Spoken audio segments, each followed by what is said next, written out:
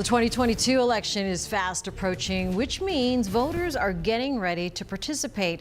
But in-person early voting begins this Thursday for North Carolinians. WCNC Charlotte's Lexi Wilson shows us what early voters need to know.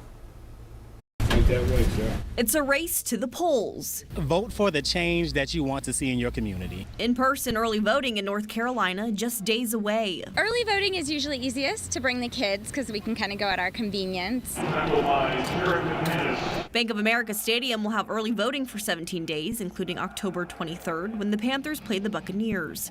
But there are over 20 early voting sites around Mecklenburg County.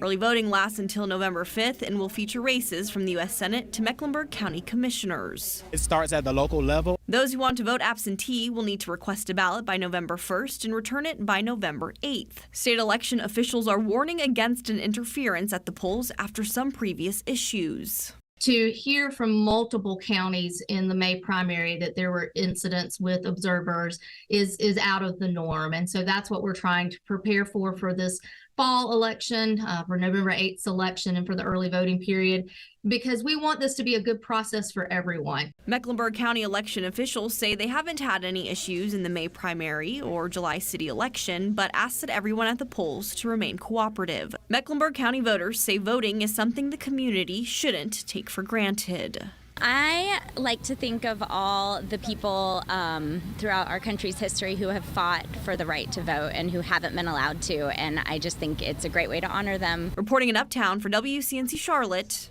I'm Lexi Wilson.